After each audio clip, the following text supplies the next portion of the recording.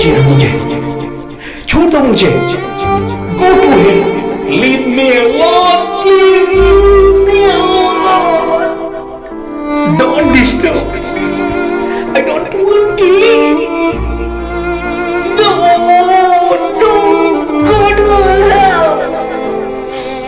I want to kill myself, don't touch मी,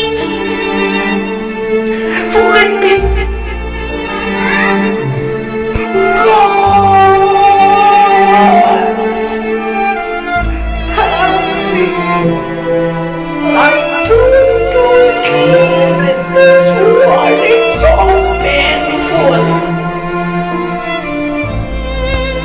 आधुनिक युग की ये बीमारी अवसाद।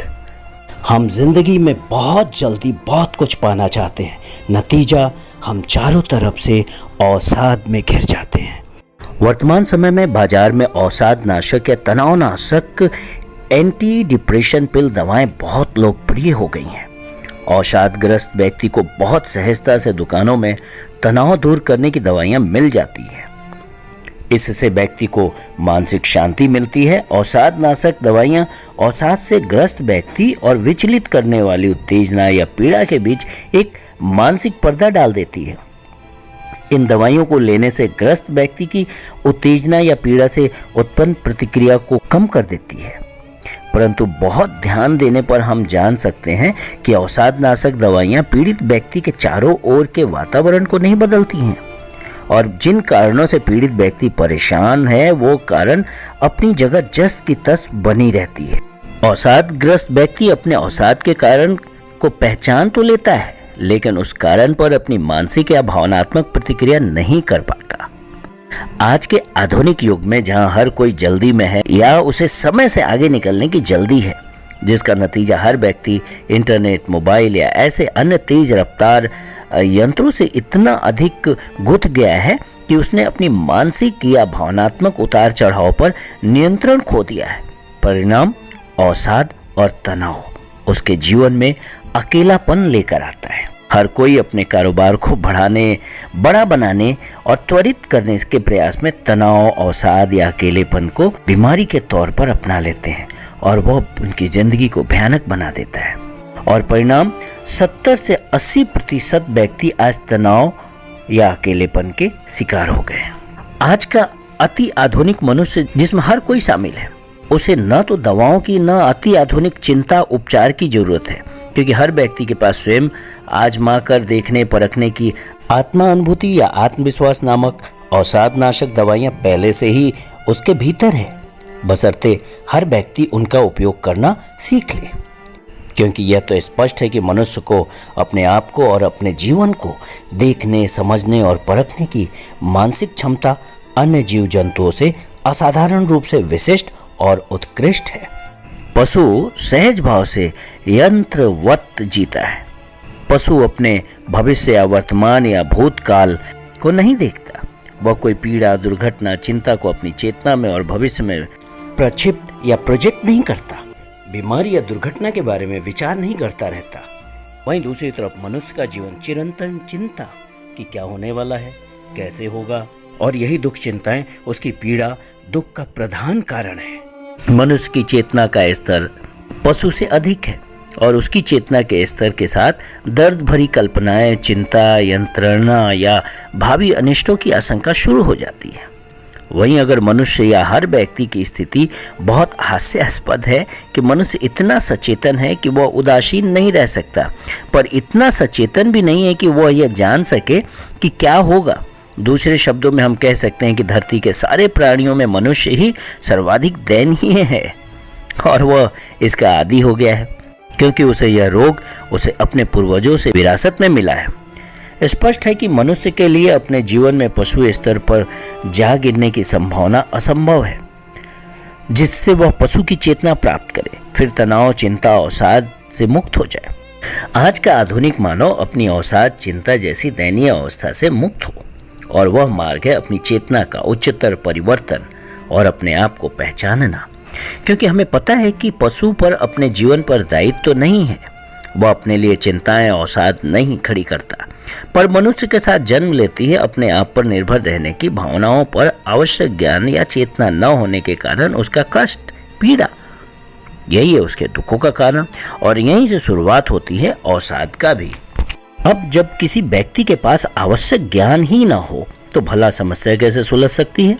और दुर्भाग्य तो यह है कि मनुष्य मानता है कि उसे अपने जीवन की सब समस्याएं सुलझानी है, पर उसके पास पर्याप्त ज्ञान नहीं है। यही है उसके सभी कष्टों का स्रोत और मूल।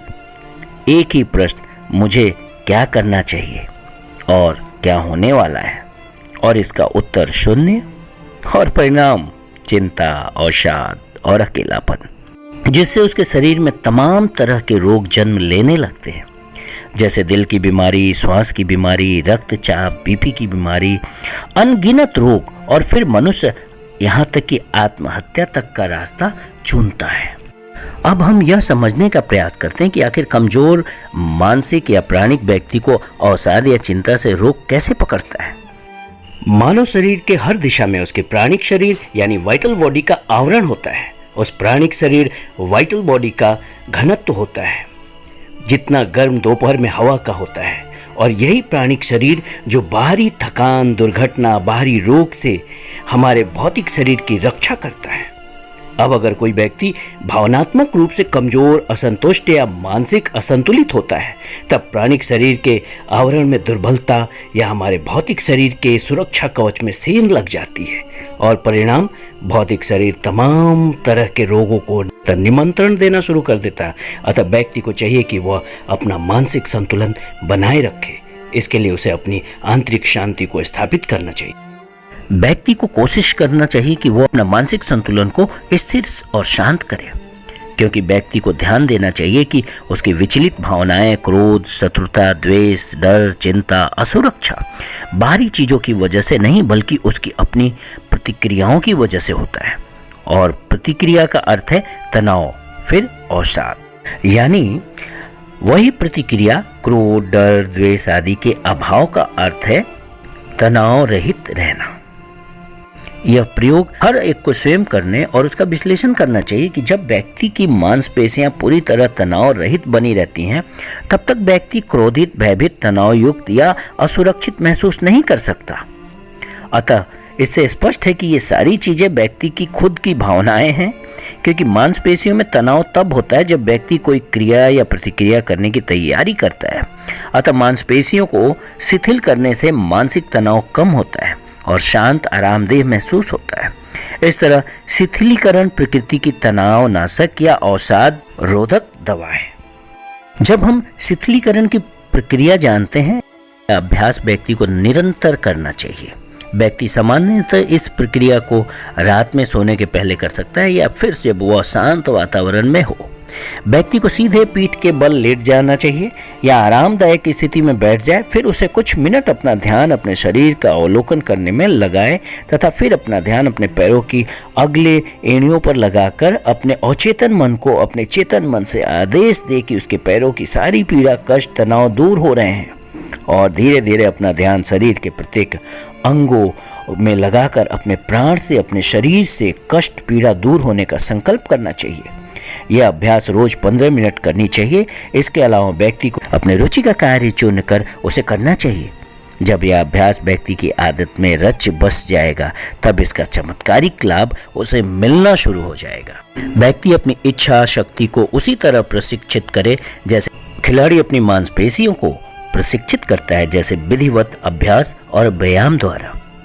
आजकल के अति आधुनिक युग में यह माना जा रहा है कि मनुष्य की मानसिक संतुलन की शक्ति में कमी आई है, और इस कमी के कई कारण हैं, जैसे व्यक्ति का अति आधुनिक तकनीकी यंत्रों के साथ अधिक से अधिक समय बिताना, जिससे वह मानसिक संतुलन खोने लगता है, और परिणाम विषाद, चिंता, असंतोष उसके अंदर पैदा होते हैं।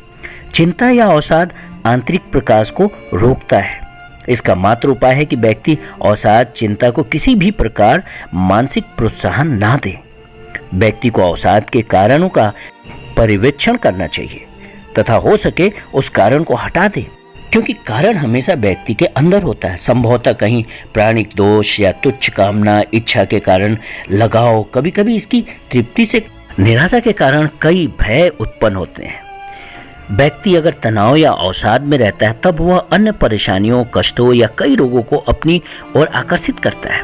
अगर वह बहुत बारीकी से अपने विचारों का निरीक्षण करता है तो उसे मात्र ज्ञात होगा कि यह सारे कष्ट उसके प्राणिक दोषों के कारण हैं। वाइटल वीकनेस इस प्राणिक दोष के कारण प्रेम द्वेष में परिवर्तित होता है। इसके प्राणिक दोष के कारण ही उसमें क्रोध, द्वेष, बदला लेने की भावना और स्वयं एक दूसरे को नुकसान पहुंचाने का भाव जागता है। और तब व्यक्ति शक्तिहीन तथा उसकी इच्छा शक्ति बहुत कमजोर हो जाती है। जब ऐसी स्थिति हो तो व्यक्ति को सकारात्मक शब्दों का उच्चारण करने का अभ्यास करना चाहिए, जैसे मैं सुंदर हूं, मैं सकारात्मक हूं, मेरा मन, वचन, कर्म शुद्ध है, मेरा तन मन स्वस्थ है, मेरे मन, वचन, कर्म से सभी का कल्याण हो। हे ईश्वर, मैं पूर्ण समर्पण करता हूं, हर क्षण मैं सफल हो रहा हूं, सफलता मेरी आदत है। ईश्वर, मेरी रक्षा कर, मेरा कल्याण कर, मैं तेरे मार्ग में हूं, मेरा कोई बाल बांका नहीं कर सकता, मैं तेरे विचार से जुड़ा हुआ हूं, मैं सत्य से जुड़ा हुआ हूं, मैं समर्पित हूं, मैं समृद्धशाली हूं।